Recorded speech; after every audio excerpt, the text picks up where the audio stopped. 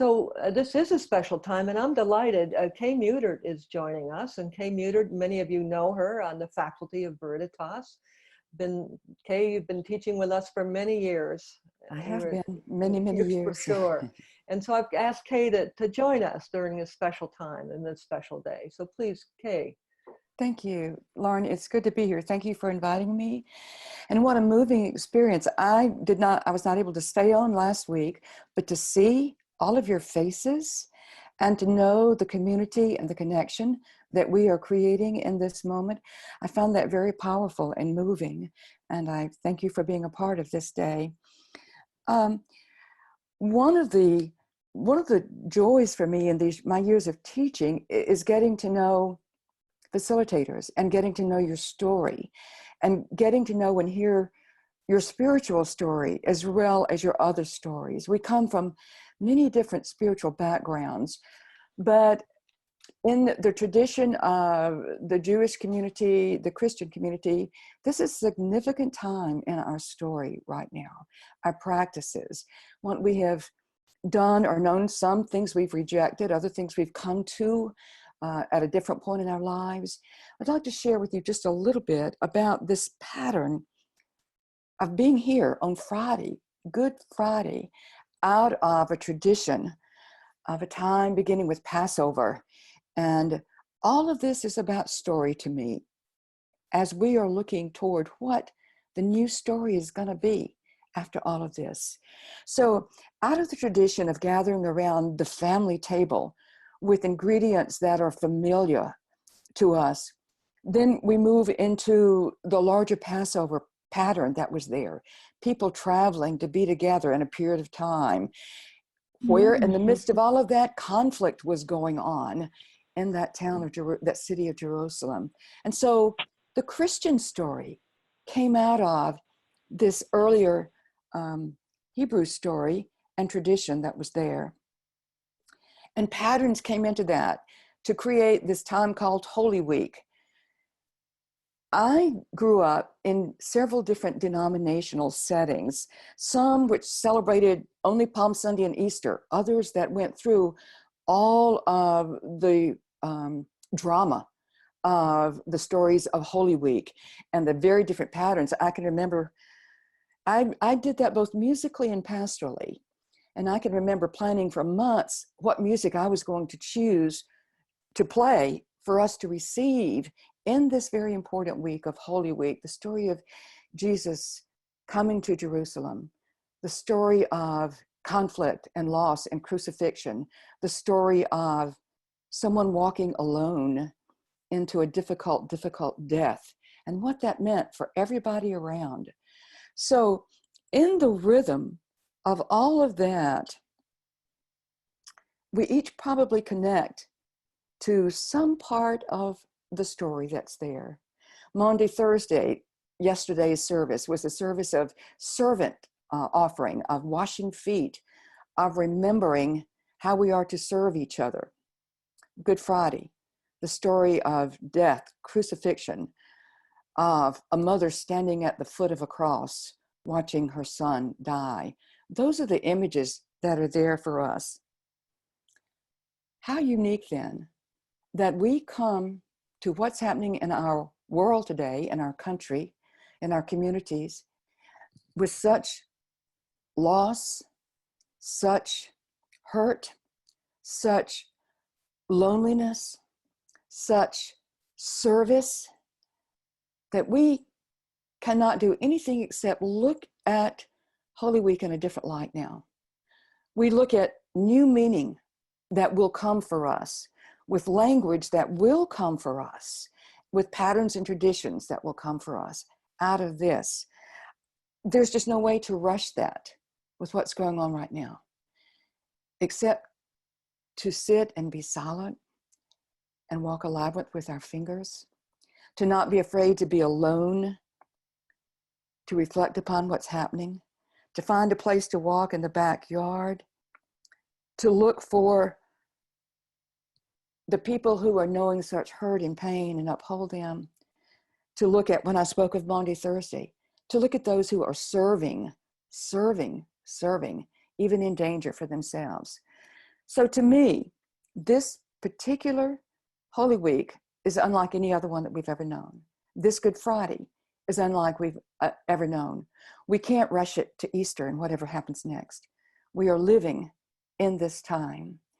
And whatever our tradition is, whatever our spiritual tradition is, this idea of story, of spirit, of pattern, of word comes with us into the present, the now, so that we can begin to see how we go forward with hope. I jotted down, if I can find it, Emily Dickinson's, hope is the thing with feathers that perches in the soul and sings the tune without the words and never stops at all. And sweetest in the gale is heard, and sore must be the storm that could abash the little bird that kept so many warm. I've heard it in the chillest land on the strangest sea, yet never in extremity it asks a crumb of me. We are holding to hope now as we see what holds us together and what the future holds and what we offer for others. Lauren? Thank you, Kay. Thank you. It's so important to realize that all of the themes of these holy seasons and many different traditions speak to what we're going through today. And I appreciate that. That's our stories, and we're adding to our stories. This is unprecedented. I remember my mother often saying that she was in the flu epidemic of 1918. She would have been 4 years old. And I wish I would have asked her more. Well, what do you remember? Or what was that like? And here we are now at this time where we're all being pressed into our deepest places. This isn't going to end soon, and our churches will be empty, and they should be empty this year. I mean, I was saying to Kay, we're used to going every Holy Week and being there and spending a lot of time and a lot of services there, but this is the time to not be there. And that was my response to Lauren when we were talking. Perhaps this is the time not to be in that building, but to find within our own beings the place to be holy and have sanctuary there. And I was listening, Kay, I mentioned this to you, that, to John Philip Newell, and who was, if we have our program in Chartres this September, he will be joining us. And talking about the very importance of practices. Here he is standing on the New Harmony, the Cathedral Labyrinth in New Harmony, Indiana, and how important it is that we have practices. And I would imagine by now, you know, this kind of being shelter in place, I'm finding it getting a little old, you know. It's a little bit like, okay, another day, and here we are, and so, yeah, and there's so many messages. People say, how are you doing? How are you doing? And it's a good question. How are we doing? And how are you doing? Often we can get in a bored state. We can get frightened to go inside. And so I was spending time with Christina Baldwin, wonderful friend, and she has lovely, lovely books out. And this one is from the 7, let's see, it's a 7, I'm not going to remember the name of it right now. The 7 Ways to Speak with God is very close to it. And she has this wonderful quote, because I think about this in whatever practice we're using, a finger meditation tool, or walking the labyrinth, or maybe if you take Catherine's course about stitching a labyrinth, there's always so many practices. And I remember St. Francis saying, don't pray like you can't pray, pray like you can pray. And there's so many of us who are trying to do things the way they don't work for us, rather than the way they do. And so Christina's thoughts about connecting up to spirit.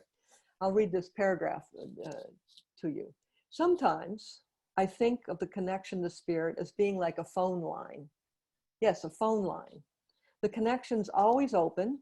It's our half of the relationship to stay available for incoming calls. Sometimes I turn the ringer off.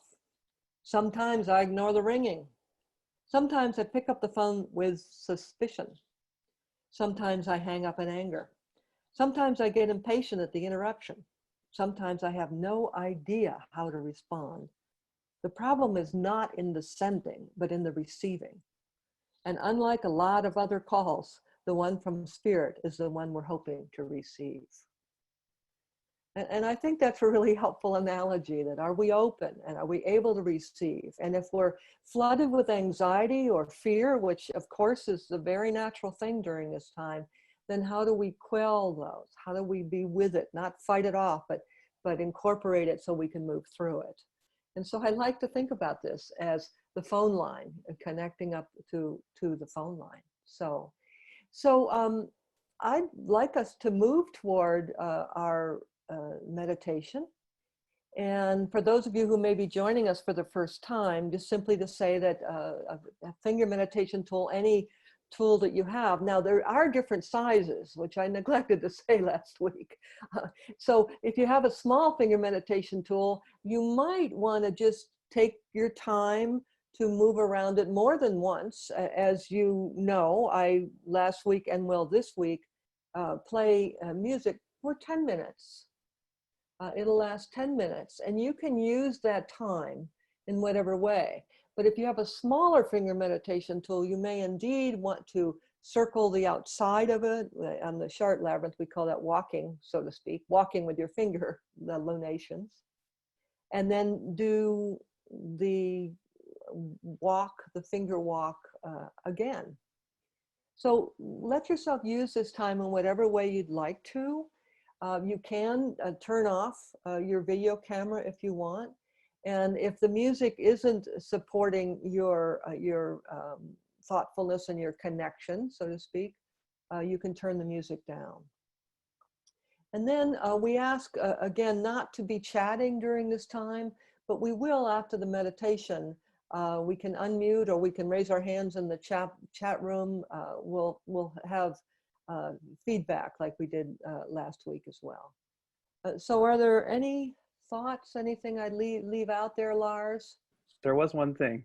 Yes, Lars, sure. I know last week a lot of people appreciated the invitation to trace with their non-dominant hand. Oh, yes. That's also a way to kind of slow you down and get you out of your, easy going That's right. approach. Yeah, thanks, Lars, for sure. I did emphasize that last week and forgot it this week. I like, frankly, to do that, and it does exactly that. It takes you out of the habitual.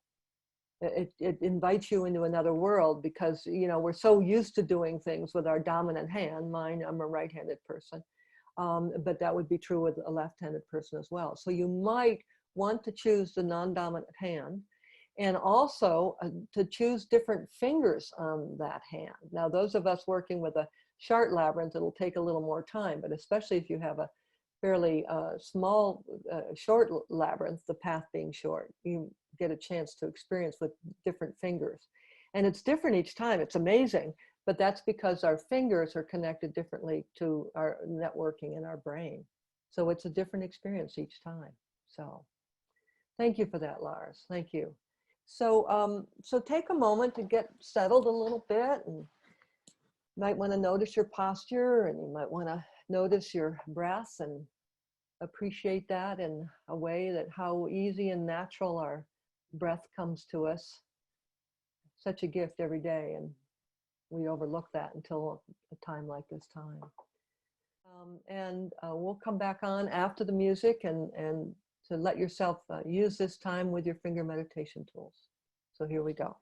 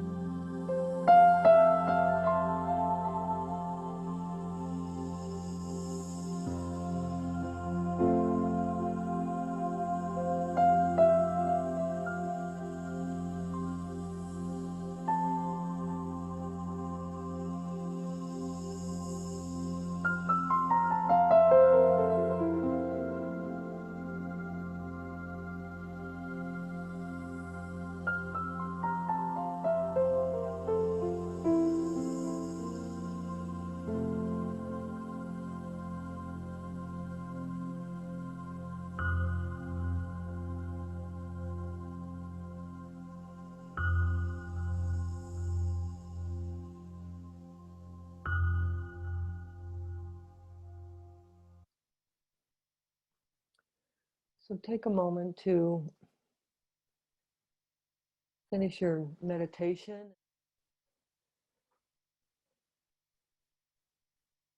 One of the things that I loved doing a lot last week was everyone holding up their finger meditation tools.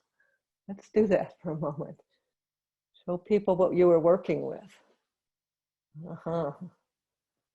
Yeah, I see some on pillows. I see some on paper. I see some on wood. I see some on plastic. Lovely. Quite amazing, isn't it? And as I mentioned last week, that the finger meditation tool started because there were certain people who couldn't walk the labyrinth. And we began it at Grace Cathedral. And I was trying to remember, it's Betty Rothenberg, a wonderful friend who I became friends with by working with Jean Houston. She worked very close with Jean, and her friend Frank. And I remember it was he who suggested this, to have a finger meditation put on something that you could use besides a full walkable size labyrinth. And as you know, now they're used in hospitals. Very important that they're sprayed between patients, of course, right now even more, so I wouldn't even introduce those right now, but they can be used in all sorts of ways, like we're doing here. So Dawn, let's come back to you. Okay, well, it fills my heart to have all of us be in community like this. It's marvelous.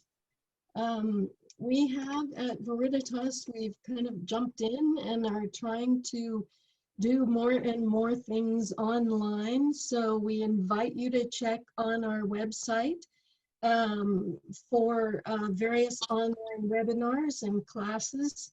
And they're coming out quickly. So there's just 2 new ones with Lars Howlett on drawing a labyrinth, and another one on stitching a labyrinth with Catherine Anderson. So there's more coming. This is a part of our faculty series. Each of our faculty have jumped in to help support Veritas in this way. So I hope you'll avail yourself of those resources.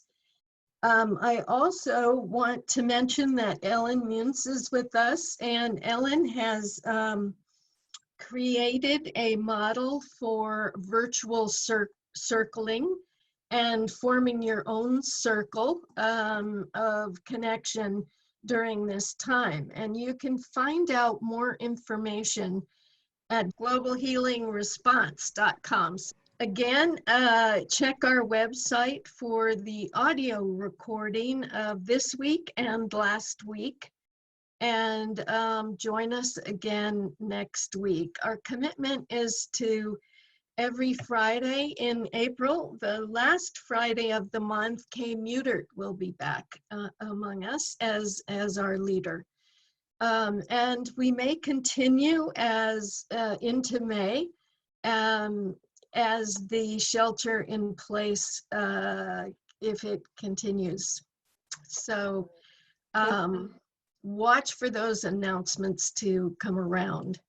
Thank you, Dawn. Good. And we'll also share the resources that I'm using and Kay has used today on the audio recording, which will be on our homepage at Veritas. So I want to thank you, Kay. Thanks for being here. Oh, just to say that the next one in April, we are planning on doing it 1 o'clock for the sake of those who were regretting that we were going back to 4, but I think the next one we were going to do at 1. So there will be one coming up, I believe, right, Dawn? This next week is Judith, and it's at 4, right. And at the end of the month, we'll be at 1 again. Yeah. To allow us to connect with our UK people. Okay, so look to the email that's mailed out and notice the time. I'd like to end with just a very brief prayer, especially because of this Holy Week. I've always heard Alan Jones, the dean, now Dean Emeritus of Grace Cathedral, and he introduced me to this. So let's just take a moment. In your hands we rest. In your hands we rest. In the cup of whose hands an ark sailed, rudderless and without mask. In your hands we rest and own a providence as large as sea and sky that could make of the aimless wandering of the ark a new beginning for the world. In your hands we rest, ready and content for this new day.